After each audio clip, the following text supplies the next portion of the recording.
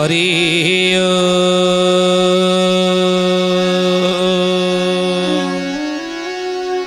ओम भूर्भुवः स्वः तत्सवितुर्वरेण्यं भर्गो देवस्य धीमहि धियो यो नः प्रचोदयात्। नमस्ते अच्युतानन्दं नमस्ते जगन्नाथाय नमो जसवन्तानन्दं बलराम नमो नमः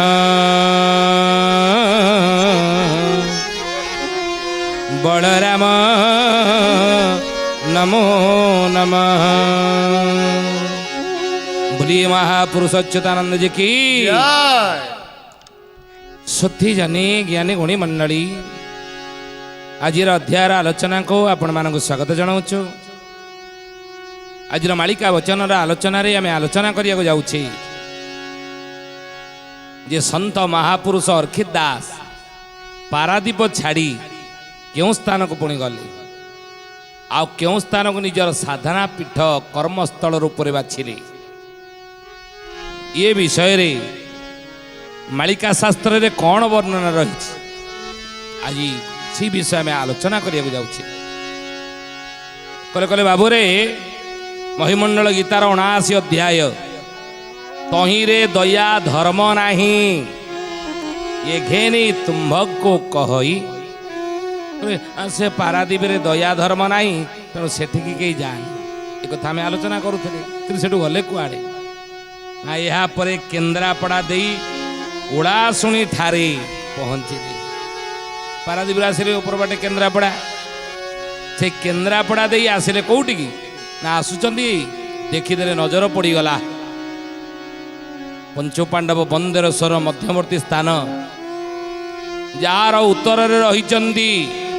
बौद्ध कीर्ति ललितगिरी रत्नगिरी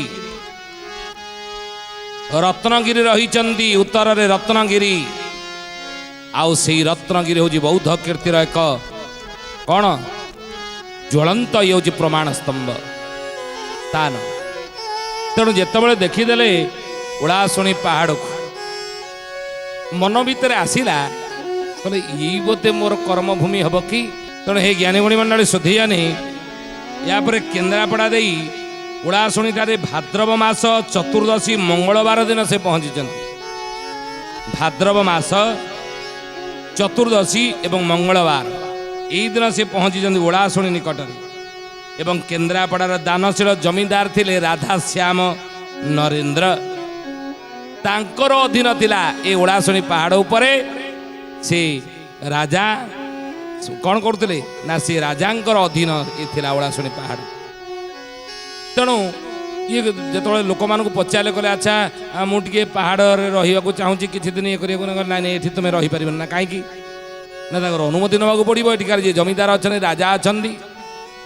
जमींदार अच्छा कि ना राधाश्याम नरेंद्र राधेश्याम नरेंद्र ठारू तुम्हें अनुमति नवा पड़ो।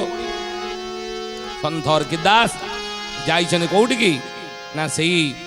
राधेश्याम नरेंद्र निकट को घर को जमींदार घर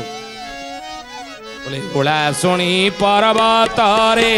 साधु सभा हे बाबू साधु सभा हे एकाक्षर परीक्षा जे अर्खित करिबा बाबू अर्खित करिबा उड़ाशुणी पर्वत रे साधु सभा हे जापारे निजर जोग मार्ग साधना मार्ग महापुरुष सन्थ अर्खिता जापारे दिने ये उड़ाशुणी पर्वत उपर साधु सभा दिने हे ये कथा सी जापारी राधेश्याम नरेंद्र घर को गले ये मोर निवास तली हम निश्चित भविष्य जो जा दुआर मोर छिड़ा जोगुआली थिला आगुरी सब हे ज्ञानी गुणी मंडल शोधीजानी जमींदार सब लोक मैंने बड़ बड़ लोक मैंने घर दुआर मुहरे जन चौकीदार जन को रखुले से जगिकी थी क्या घर को छाड़बनी राजा महाराजा अमल जमी धीरे धीरे धीरे जमींदार निकट को आसला कारण राजा महाराजा मैंने प्रति गाँ गाँव में केतोटी गाँ मिसी गोटे जमींदार रखिदे तुम एतटा गाँव दायित्व तुम सब बुझ मो खबर दब सब कर आदाय कर अमकी समकी कर तेणु ये जो राधेश्याम नरेंद्र द्वार मोर जड़े प्रहरी था जगुआली गोटे थिला ये से जगुआली कले देख मुझे तुम जमींदार सहित भेट करने को मुझे भेट हाँपाई आसी देखा करने को आसी तुम टे खबर देल टे खबर दियो सुधियानी ज्ञानी गुणी मंडली जिते जगुआली चलीगला भीतर को सी कहले देख मुझे पूजार व्यस्त अच्छी मुझे पूजार व्यस्त अच्छी तुम जहाँ कहीदेव से बाबाजी कहीदेव जब आसी मत कौन गोटा दरकार थी कौन गोटा मागे आसो जहाँ कहीदेव मुझे पूजा सारिकी जी जगुआली आसी कहला कहला देख ये महात्मा आपण किसी समय अपेक्षा करूँ सी बर्तमान पूजार कर बस ठाकुर पूजार बस समय पुणी किसी समय पर और दास पुणी कहले जाओ अध घंटा घंटे तो बीतीगला तुम जहाँ टे खबर दियो मुझे बहुत समय है छिड़ा आउ के समय छिड़ा हेबी जहाँ टे खबर दियो खबर देवा प्रहरी गला पुणी आसी पहुँचला ना पूजा सरीनी आ पूजा कर 2-3 घंटा पूजा लगे आते शीघ्र सर आउ कि समय अपेक्षा करने आपको पड़ो यही सब सन्थ महात्मा अर्खित दास ध्यान बल जापारे कहले कहले अच्छा पूजा कर जा तुम जमींदार को पचार सी पूजार मन अच्छी ठाकुर मन ना कटक जाकि कला घोड़ा धला घोड़ा किणवा ठार मन अच्छी मनटा ठाकुर पार अच्छी ना कटक जाकि आज केमी कला घोड़ा धला घोड़ा किणी आनबी मन भितर चिंता अच्छी पचार बोलिए महापुरुष संधर की दास की ज्ञानी गुणी मंडली सुधियानी ये कथा जाकि जो प्रहरी कहला जगुआली कहला कहले आज्ञा गोस्वी आसी कौच कौन आप पूजा कर ठाकुर पाखे आप मन ना बाबाजी कौच आपण मन कड़े आज कटक केमी कला घोड़ा धला घोड़ा किणिकी आनबे मन जाठी ये शुणी राधेश्याम नरेंद्र चमकी पड़े किए ये साधारण सन्थ बाबाजी ही न पारे प्रकृतर तो मु पूजा पाखे बसी किमिति मु कटक जाकि कला घोड़ा धला घोड़ा किणिकी आज आनबी संध्या सुधा से कथा मुझे पूजा पाखे बसिक भावुची ठाकुर पाखे बस भावुची अच्युत महापुरुष मालिकार लगे विषयारे मन थोई मुखे बोले हरि बाबू मुखे बोले हरि विषयारे मन थोई मुखे बोले हरि हिमंत भजन भजे जो संख्या हरि बाबू जेहू संख्या करी विषयारे मन को रखी विषया ठारे मन को थोई जे मुखरे केवल हरि नाम नौथिब प्रभु नाम नौथिब जे भगवत नाम नौथिब प्रभुंकर पूजा पाठ करुथिब फूल चंदन ठाकुर घरे ठाकुर पाखे दौथिबा धूप लगौथिबा दीप लगौथिबा भोग टे लगे घंटी बजाउथिबा ये ठीक कार्य ठीक चली पूजा कार्य ठीक चली क्रिया ठीक अच्छी क्रिया ठीक अच्छी किंतु भावना नहीं मन नहीं मन कौटी अच्युत कहले विषया ठारे मन जदि थिब ताहेले हेमंत भजने कृष्ण न होती तो बाबू न हुआंती तो जीवे अंतर्गते तारा नहीं ती विश्वास बाबू नहीं ती विश्वास हेमंत भजने कृष्ण न हुअंती तोष ये भलिया जी पूजा करे भगवान कर ध्यान देवे हे ज्ञानी गुणी मंडली महापुरुष अच्युतानंद मालिकार नाम है शून्य संहिता ये शून्य संहितार आपको लिखिं राम रे खाली घंटी बजाऊा धूप लगे दीप जालिक फूल चंदन देकर मन रे आउ गोटे कौन भावुवा हिमंत भजने कृष्ण न हुअंती तोष जेबे अंतर्गते तार नाही ती विश्वास ये भजन भगवान कर प्रिय नुह ये पूजा प्रभु पर्यंत पहुँची पार नहीं, ये पूजा करने द्वारा प्रभु को आम तोषी पार नहीं। ये कथा महापुरुष शून्य संहितार लिखिं। हरे माला धरी जिह्वा बोलुथिब हरे बाबू बोलुथिब हरे मन बोलुथिब जेबे जाइबी सयारे यारे बाबू जाइबी यारे हरे माला धरी जिह्वा बोलुथिब हरि मन बोलुथिब जदि जाइबी सयारे। हरे माला धरिकी जीवा ओठ पाटी भगवान का नाम नौची पद्मनाभ ये जो राधेश्याम नरेंद्र एपटे कौन हरे कृष्ण हरे कृष्ण हरे कृष्ण हरे कृष्ण सेपटे मन भीतर आसी पूजा सरीगला दीटा खाई पी देकरी जाकि कटक जीवी कटक जाकि कला घोड़ा धला घोड़ा आज दीटा किणिक आनी संध्या सुधा घरे पहुँचवा दरकार मत किमी जीवी किमी आनी ये कथा मन भीतर भावुं ये कथा सन्त अर्किता जापारे बोले बाबू रे पचार जा महापुरुष कहते ये भजन प्रमाण जे एथिकिनु हई बाबू एथिकिनु हई मन रहिथिब सदा पद्म पाद धोई बाबू पद्म पाद दुई ये भजन प्रमाण जे एथिकिनु हई मन रही सदा पद्म पाद दुई पाद पद्म मन ना भजी भजी तू पाइबू कहीं चमकी पड़े कहला हो हो हो हो बाबाजी की जा जा जा शीघ्र नहीं जा ये महात्मा ये सन्थ हाँ मो द्वार मोरे आसी पहुँचती ये केवल भिक्ष मागिया आसी नथिबे ये केवल साहाଯ୍य पैसा मागिया आसी नथिबे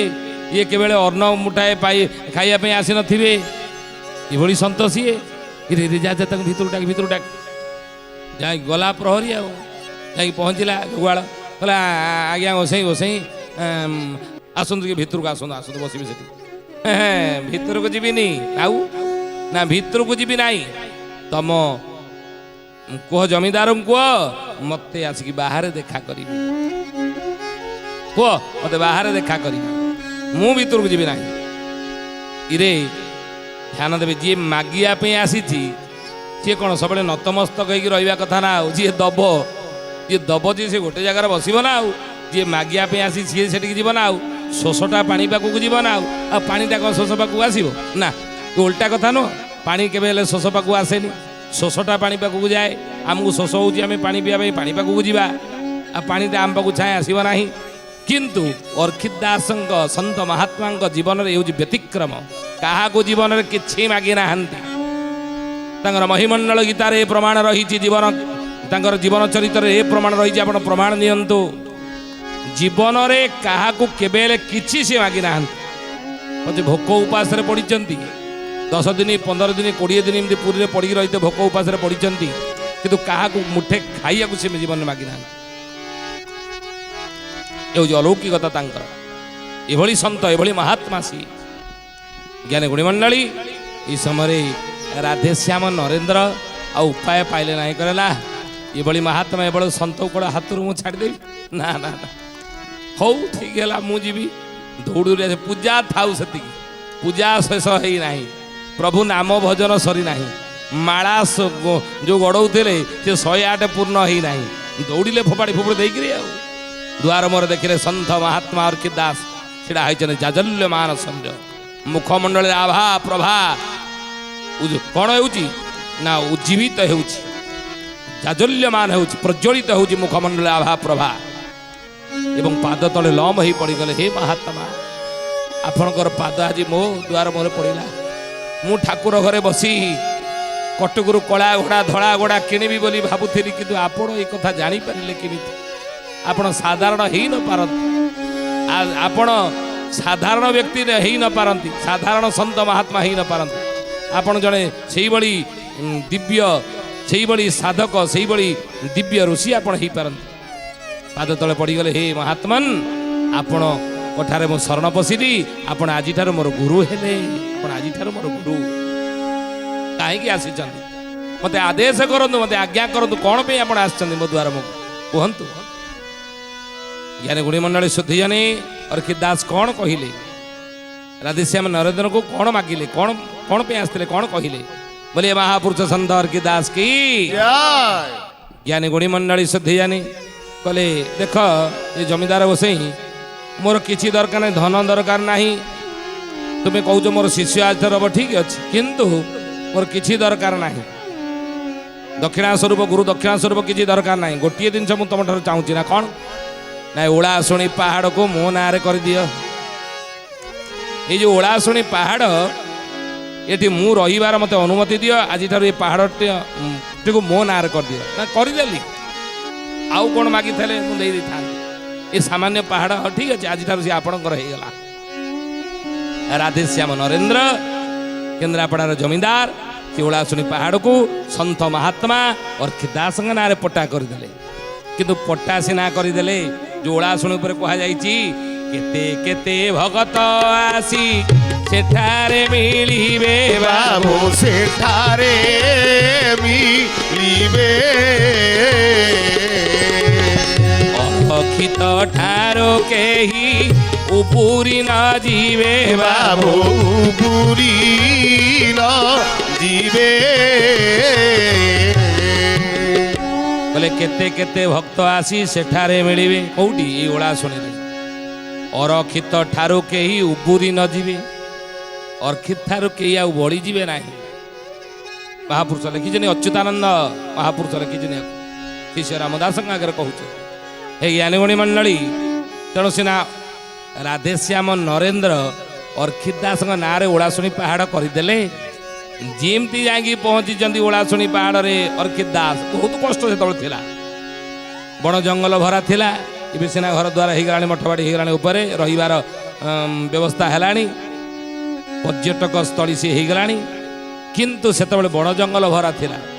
ଯେତେବେଳେ ତା ଉପରେ ସେ ଯାଇକି ପହଞ୍ଚିଛନ୍ତି ଜ୍ଞାନୀ ଗୁଣୀ ମଣ୍ଡଳୀ ସୁଧିଜନେ ଓଳାଶୁଣୀ ପାହାଡ଼ ଉପରେ ରହୁଥିଲେ କିଏ ଓଳାଶୁଣୀ ଠାକୁରାଣୀ ଏ ଚଣ୍ଡୀ ରହୁଥିଲେ ସେ ଅଞ୍ଚଳରେ ପଲେଇ ବର୍ଦା ଫର୍ଦା ସେ ଅଞ୍ଚଳରେ ଯେଉଁ ଗାଁ ସବୁ ରହିଛି ଗ୍ରାମର ଲୋକମାନଙ୍କ ଲୋକମୁଖରୁ ଯାହା ଶୁଣାଯାଏ ସେ ପାହାଡ଼ ଉପରକୁ ଯେଉଁ ଗୋରୁ ଜଗୁଆଳି ମାନେ ଗାଈ ଚରାଳି ମାନେ ଯାଆନ୍ତି କି ଅନ୍ୟ ଯେଉଁମାନେ ଯାଆନ୍ତି ଆଉ କେହି ଫେରନ୍ତି ନାହିଁ ଲୋକମାନଙ୍କ ମନ ଭିତରେ ଗୋଟେ ଭୟ ଥାଏ ଯେ ଚଣ୍ଡୀ ବୋଧେ ଉପରେ ଠାକୁର ଅଛନ୍ତି ସବୁ ଖାଇ ଯାଉଛନ୍ତି କି କୌଣସି ବନ୍ୟଜନ୍ତୁକୁ ହିଂସ୍ର ଜନ୍ତୁକୁ ମୁହଁରେ ପଡ଼ିଯାଉଥିବେ ଏ ଭୟ ଥାଏ ତେଣୁ ପାହାଡ଼କୁ କେହି ଯାଆନ୍ତି ନାହିଁ ତେଣୁ ଅର୍ଖିତ ଦାସ ଯାଇକି ପାହାଡ଼ ଉପରେ ସାଧନା କଲେ ଜ୍ଞାନୀ ଗୁଡ଼ି ମଣ୍ଡଳୀ ଚଣ୍ଡୀ ଯେତେବେଳେ ରାତିରେ ଦେଖାଦେଲେ କହିଲେ ବାବୁରେ ଏଠି ତୁ ରହିପାରିବ ନାହିଁ ମୁଁ ଏଠି କାହାକୁ ରଖେଇ ଦେଉ ନାହିଁ ତୁ ଏଠି ରହିପାରିବ ନାହିଁ ମହାପୁରୁଷ କହିଲେ ମା ମୁଁ ତୋର ପୁଅ ତୁ ମୋର ମା ଆଉ ମା କ'ଣ ପୁଅକୁ ଏଭଳି କଥା କହିବ ଯେ ତୁ ଏଠି ରହିପାରିବୁ ତୋତେ ଖାଇଦେବି ମାରିଦେବି ଏଠି ରହିଲେ ତୁ ଏଠୁ ପଳା ଶୀଘ୍ର ନାଇଁ ମା ମୁଁ ଏଠି ରହିବି ଏଇ ମୋର ସାଧନା ପୀଠ ହେବ ଇଏ ରମଣୀୟ ସ୍ଥାନ କଳକଳ ନାଦରେ ଗୋବରୀ ନଦୀ ବହି ଯାଉଛି ଆର କଳକଳ ନାଦରେ ଆତିର ଦେଶରେ ତେଣୁ ହେ ମା ଇଏ ସ୍ଥାନକୁ ଛାଡ଼ିକି ମୁଁ ଆଉ କୁଆଡ଼େ ଛୋଟବେଳୁ ମୁଁ ଘର ଛାଡ଼ିଛି କେତେ ଆଡ଼େ ବୁଲିଛି ପୁରୀ ଯାଇଛି ଖାଇବାକୁ ପାଇନି ଜଗନ୍ନାଥ ଦର୍ଶନ ବଞ୍ଚିତ କିନ୍ତୁ ହେ ମା ଏ ଜାଗାକୁ ମୋତେ ଛାଡ଼ିକି ଯିବାକୁ ଆଉ କହନି ଏଠୁ ଆଉ ମୁଁ କୁଆଡ଼େ ଯିବି ମାରିଲେ ବରଂ ମୋତେ ମାରିଦେ ଯଦି ମାରିବାର ଅଛି ମୋତେ ମାରିଦେ ମୁଁ ଏ ଜାଗା ଛାଡ଼ିକି ଯିବି ନାହିଁ ଏତିକି ଯେତେବେଳେ କହିଲେ ଆଚ୍ଛା ଠିକ୍ ଅଛି ତୁ ଯଦି ରହିବାକୁ ଏତେ ଚାହୁଁଛୁ ତାହେଲେ ମୋର ଗୋଟିଏ ଇଚ୍ଛା ତୋତେ ପୂରଣ କରିବାକୁ ପଡ଼ିବ ନା କ'ଣ ତୋ ଇଚ୍ଛା କ'ଣ କହ ମୁଁ ଚେଷ୍ଟା କରିବି ନା ତୁ ବୃନ୍ଦାବନ ଯିବୁ ବୃନ୍ଦାବନରୁ ସେଠି ମୋହନ ବଂଶୀ ଆଣିବୁ କୃଷ୍ଣଙ୍କର ଯେଉଁ ମୋହନ ମୁରଲୀ ସେ ମୋହନ ମୁରଲୀ ଯଦି ବଂଶୀ ତୁ ଆଣିକି ମୋତେ ଦେଇପାରିବୁ ତାହେଲେ ମୁଁ ତୋତେ ଏଠି ରହିବାର ତୋତେ ମୁଁ ସୁଯୋଗ ଦେବି ରହିବା ପାଇଁ ତୋତେ ମୁଁ କ'ଣ ନା କହିବି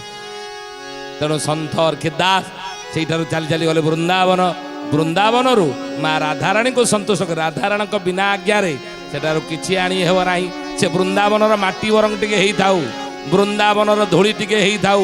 ବୃନ୍ଦାବନର ପତ୍ର ଟିକେ ଗଛର ପତ୍ର ଟିକେ ହେଇଥାଉ ସେଠି ଯାହା ବି କିଛି ଆଣିବେ ରାଧା ଭାବ ନେଇକି ଯିବାକୁ ପଡ଼ିବ ମା ରାଧାରାଣୀଙ୍କ ଆଜ୍ଞା ବିନା ରାଧା ଭାବ ବିନା ଆପଣ କିଛି ଜିନିଷ ସେଠୁ ଆଣିପାରିବେ ନାହିଁ ତେଣୁ ରାଧା ଭାବ ନେଇଗଲେ ମା ରାଧାରାଣୀକି ସନ୍ତୁଷ୍ଟ କରି କ'ଣ କଲେ ନା ସେଠାରୁ ତାଙ୍କ ଦ୍ୱାରା ପ୍ରାପ୍ତ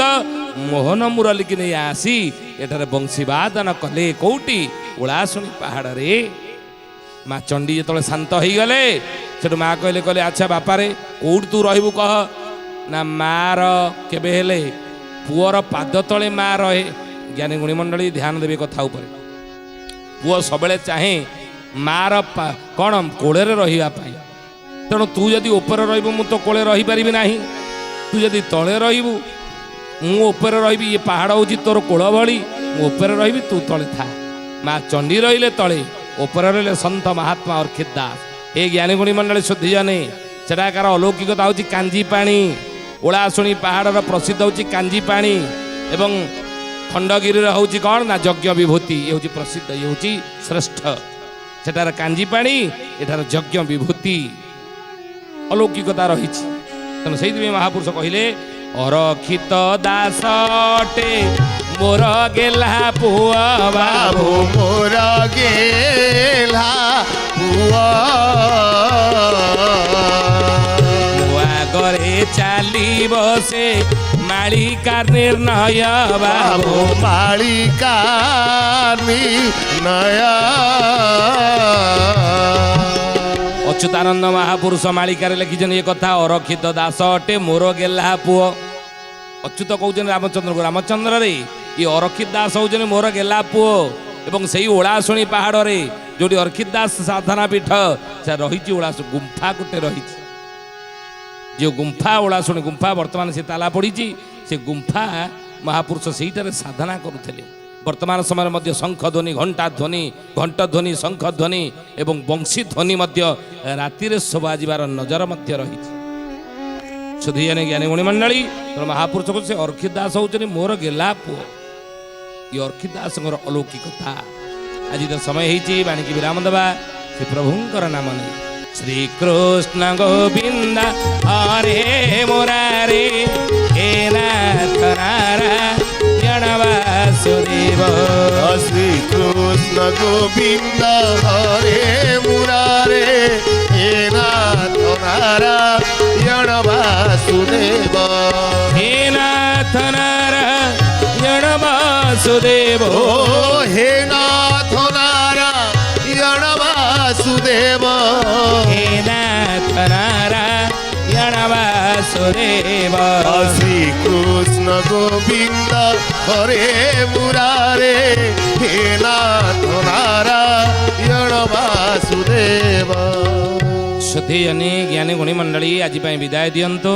ପୁଣି ଆସନ୍ତା ଅଧ୍ୟାୟରେ ଭେଟ ହେବା। ରହୁଛୁ। ହରି ଓମ୍ ଶାନ୍ତି ଶାନ୍ତି ଶାନ୍ତି ସର୍ବାରିଷ୍ଟ ସୁଶାନ୍ତିରେ ଭବତୁ। ପ୍ରାର୍ଥନା ଆମ